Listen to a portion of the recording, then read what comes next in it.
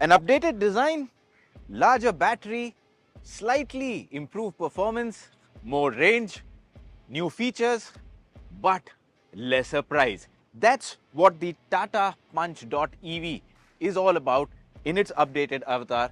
What's good about it? What could have been better? Strap in and find out over the next few minutes as I go ahead and tell you everything you need to know about the Punch.ev.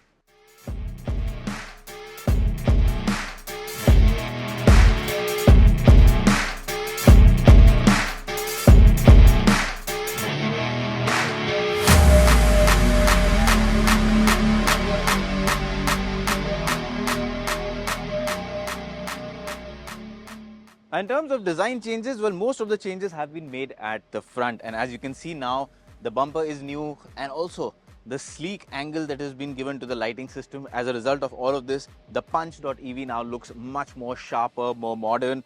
I quite like the way it looks. This part looks a bit too plasticky, but maybe it'll look different when you go in for a different color than red. Beyond that, you get 16-inch alloy wheels. At the back, you've got connected tail lamps. Not much of a change, so basically it's just a minor improvement, not a revolutionary change, and I think it continues to look good. Inside the Punch.ev, well, things looks pretty similar to the old model, but some changes have been made. For example, this color combination for the dashboard, you'll see this grey and along with the white, so that's new. Also adds a bit of airiness to the cabin. Instrumentation remains the same, so your touch screen, your instrument cluster, the steering, all of that is same. However, some changes include these new toggles, sort of switches for the power windows with the metallic finish. They look a bit more premium than the plastic buttons. And this new lock that has been added, this is based on feedback from consumers, because earlier it was only this lever and people thought it could be a safety hazard if a child or someone opens it at high speed. So now this has been added as an extra safety feature. Beyond that, the Punch.ev continues to be a well spec car in terms of the infotainment screen. It's good to use. You get a 360-degree camera. You get a sunroof here, not a pano, but then again, considering the cost, this is fine. In terms of space, also the Punch.ev has always been good. Space remains the same. You get ventilated seats here with leatherette. So basically, it's a nicely loaded vehicle, and some subtle changes inside the cabin that just uplift the overall mood of the cabin, the quality. But one thing that Tata Motors could have done is get rid of this very laggy, slow and silly drive selector. I've said it earlier also, this does not work properly. Tata Motors should, at the earliest possible opportunity, get rid of this. It's a totally useless piece of tech. It deserves no space in a car that is otherwise very good.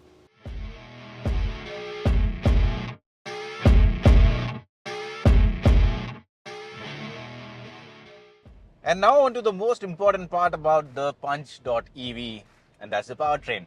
Now there are two batteries on offer, a long range and of course a medium range. 30 kilowatt hour is the medium range, and the long range, which we are driving right now, is a 40 kilowatt hour battery. So of course you get more range.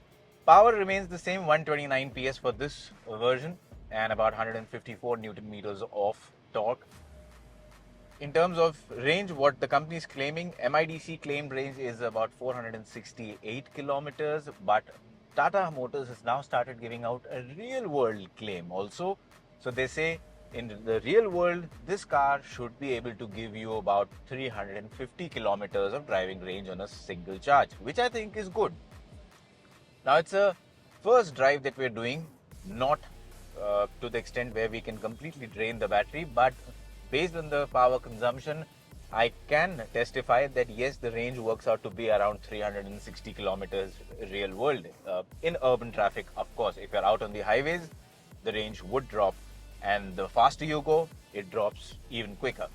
But beyond that, the other important change is charging speed. This car can now be charged at speeds up to 65 kilowatt hour. So that means you can go from about 20 to 80%. In Tata Motors claims is about 26 minutes. So, I mean, in under 30 minutes, if you're getting 20 to 80% charge. I think that's good. And having the capability to charge from a 65 kilowatt charger also makes things better, especially when you're out on the highways. It reduces your overall travel time. In terms of driving, well, not much has changed. Like I said, the power, the torque, everything remains the same. But some tuning changes have been made, some minor changes have been made. And as a result of that, Tata Motors claims that the car is now a bit, just slightly quicker getting from 0 to 100. So in terms of acceleration, the top speed and everything remains the same, but outright acceleration, it's a bit quicker. To be honest, I mean, it's an EV, so finding that mild increment in terms of feeling will be very hard, because any which ways EVs accelerate really quickly from the word go. But yes, this continues to be a quick car to drive, and now with all the changes done, it just makes more sense. One other change that has been done is they've added a new firewall in the compartment ahead. What that does is basically it increases the cooling efficiency of the air conditioning unit. And I can tell you that it's hot and humid today out here in Kochi, and the AC is doing a great job. It really cools the cabin very quickly.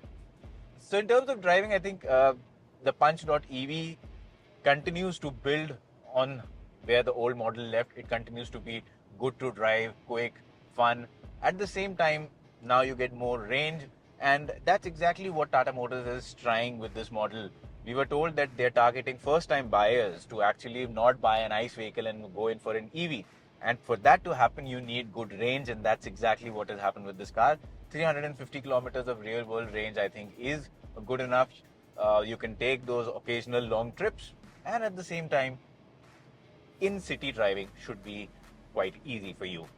The best thing is the price tag. With all these changes, a bigger battery, the price has actually gone down. So the top model is only about 12.68 lakhs ex showroom, which is great pricing for the kit you get, for the battery you get. So basically, as a package, I think this is one of the most value for money EVs on sale in India today. That's how good it is. So that's basically the updated Tata Punch.ev for you. Great improvements overall. I just hope Tata Motors gets rid of this silly drive selector. Let us know what do you think about the Punch.ev in the comment section.